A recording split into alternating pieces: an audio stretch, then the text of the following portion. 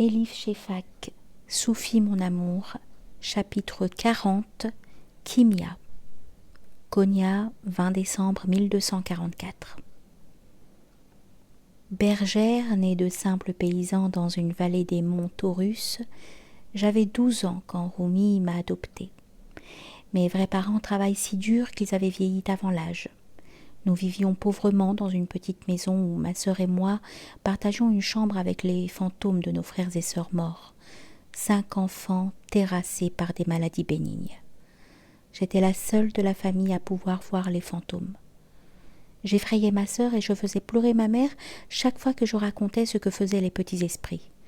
Je tentais en vain d'expliquer qu'il ne fallait ni avoir peur ni s'inquiéter, puisqu'aucun des enfants morts n'avait un aspect effrayant ni malheureux, mais jamais je n'ai réussi à le faire comprendre à ma famille. Un jour, un ermite est passé par notre village. En le voyant si épuisé, mon père l'a invité à passer la nuit chez nous. Ce soir-là, alors que nous étions réunis devant l'âtre où grillait du fromage de chèvre, il nous a raconté de merveilleuses histoires de pays lointains. Tandis que résonnait sa voix, j'ai fermé les yeux et j'ai voyagé avec lui dans le désert d'Arabie, dormi sous des tentes de bédouins en Afrique du Nord, navigué sur une mer d'eau bleue appelée la Méditerranée. J'ai trouvé un coquillage sur la plage avec ses grosses circonvolutions et je l'ai glissé dans ma poche. J'avais prévu de marcher tout le long de la plage quand une odeur forte et repoussante m'a arrêtée. Quand j'ai ouvert les yeux, je me suis retrouvée allongée par terre, tout le monde penché sur moi, l'air inquiet. Ma mère tenait ma tête d'une main et de l'autre, elle frottait mon nez avec un oignon coupé en deux. « Elle revient à elle !» s'est écriée ma sœur en battant des mains de joie. « Dieu merci !» a soupiré ma mère. Depuis qu'elle est toute petite, a-t-elle expliqué à l'ermite, Kimia souffre d'évanouissement, ça lui arrive sans arrêt. Au matin, l'ermite nous a remerciés pour notre hospitalité et nous a dit au revoir. Avant de partir, il s'est adressé à mon père. « Votre fille, Kimia, est une enfant particulière. Elle a des dons. Ce serait pitié que de les laisser se perdre. Vous devriez l'envoyer à l'école. » « Et pourquoi une fille devrait-elle être instruite ?» s'est exclamée ma mère. « On n'a jamais rien entendu de tel. » « Dieu n'a pas défavorisé votre enfant en la faisant fille, » a insisté l'ermite. Il lui a conféré de nombreux dons. Prétendez-vous en savoir plus que Dieu ? S'il n'y a pas d'école pour elle, envoyez-la un érudit pour qu'elle reçoive l'éducation qu'elle mérite. Ma mère a secoué la tête, mais j'ai vu que mon père était d'un avis différent. Connaissant son amour de l'éducation et du savoir, sachant combien il appréciait mes capacités, ça ne m'a pas surprise qu'il demande « Nous ne connaissons pas d'érudit, où pourrais-je en trouver un ?» C'est alors que l'ermite a prononcé le nom qui allait changer ma vie. Je connais un merveilleux érudit à Konya. Il s'appelle Maulana Jalaluddin Rumi. Il se pourrait qu'il soit heureux d'enseigner à une petite fille comme Kimia. Conduisez-la à lui. Vous ne le regretterez pas. L'ermite partit. Ma mère leva les bras au ciel. Je suis enceinte. Bientôt il y aura une autre bouche à nourrir dans cette maison et j'ai besoin d'aide. Une fille n'a pas besoin de livres, elle a besoin d'apprendre à tenir une maison et à s'occuper d'un enfant. J'aurais préféré que ma mère s'oppose à mon départ pour d'autres raisons. Si elle avait dit que je lui manquerais, qu'elle ne supportait pas l'idée de me donner à une autre famille, même temporairement, j'aurais pu choisir de rester. Mais elle n'a rien dit de tel. Quoi qu'il en soit, mon père restait convaincu que l'ermite avait raison et que, quelques jours plus tard, j'en étais convaincue moi aussi. Mon père et moi n'avons donc pas tardé à prendre la route de Konya.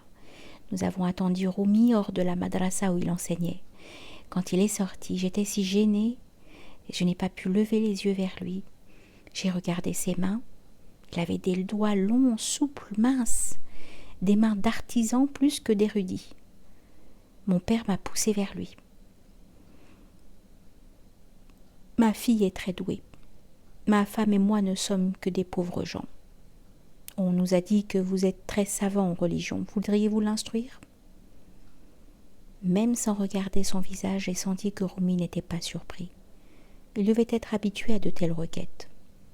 Pendant que mon père et lui discutaient, j'ai gagné la cour, où j'ai vu plusieurs garçons, mais aucune fille.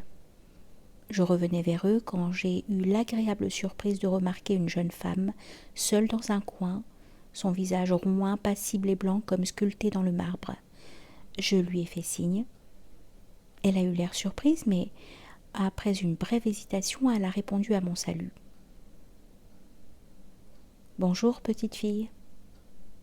Est-ce que tu peux me voir ?» m'a-t-elle demandé.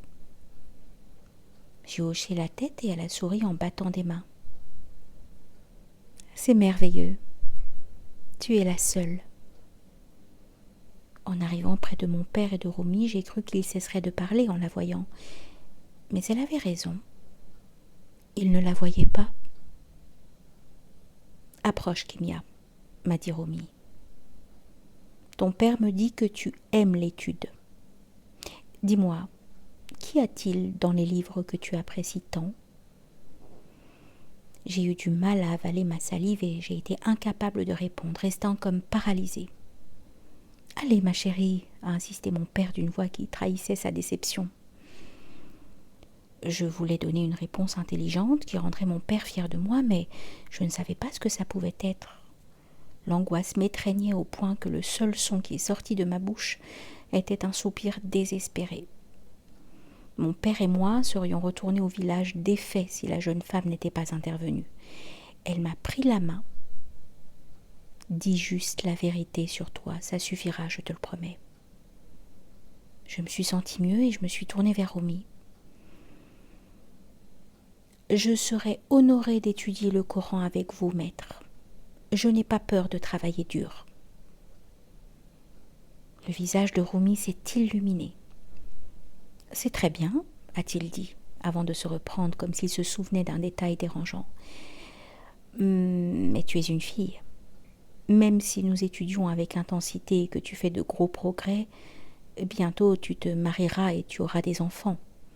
Des années d'instruction seront perdues. » Je ne savais que répondre à ça. Et le découragement m'a envahi comme une culpabilité. Mon père aussi a eu l'air troublé. Il s'est mis à inspecter ses chaussures. Une fois de plus, la jeune femme m'a secourue.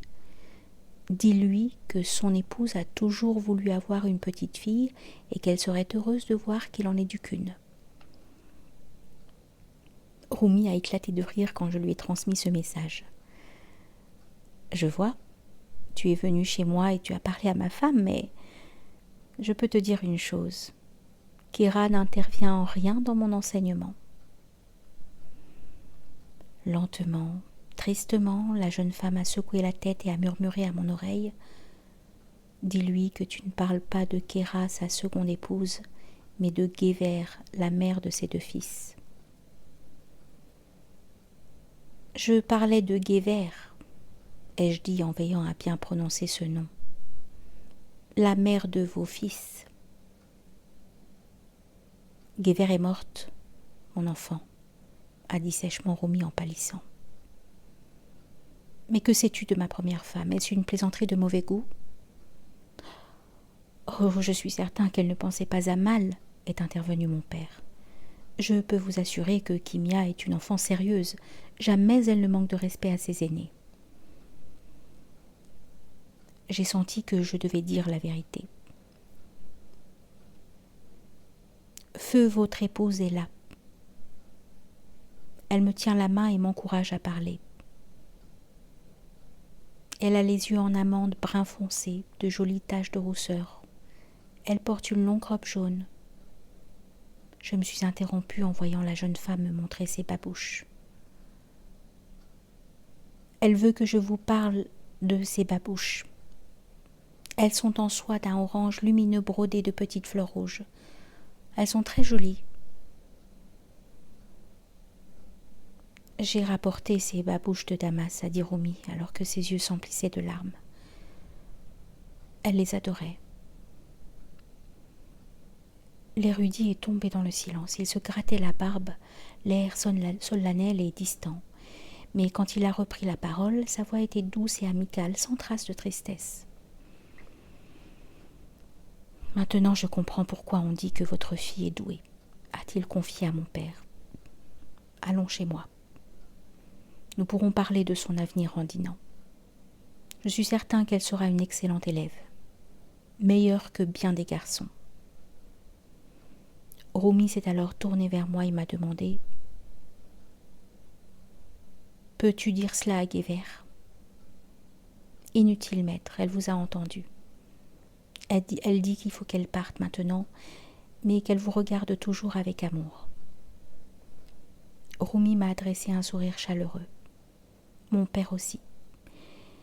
Il planait autour de nous une aisance toute nouvelle. À cet instant, j'ai compris que ma rencontre avec Rumi allait avoir des conséquences cruciales. Jamais je n'avais été proche de ma mère, mais comme pour compenser ce manque, Dieu me donnait deux pères, mon vrai père et mon père adoptif. C'est ainsi que je suis arrivée chez Rumi il y a 8 ans, enfant timide, affamé de connaissances. Kéra s'est montrée aimante et pleine de compassion, plus que ma propre mère, et les fils de Rumi m'ont bien accueilli, en particulier son fils aîné qui, avec le temps, est devenu comme un grand frère. En fin de compte, l'ermite avait raison. Mon père et ma sœur avaient beau me manquer, pas une seconde je n'ai regretté d'être venue et de m'être retrouvée dans la famille de Rumi. J'ai passé bien des jours heureux sous son toit, jusqu'à ce qu'arrive Shams de Tabriz. Sa présence a tout changé.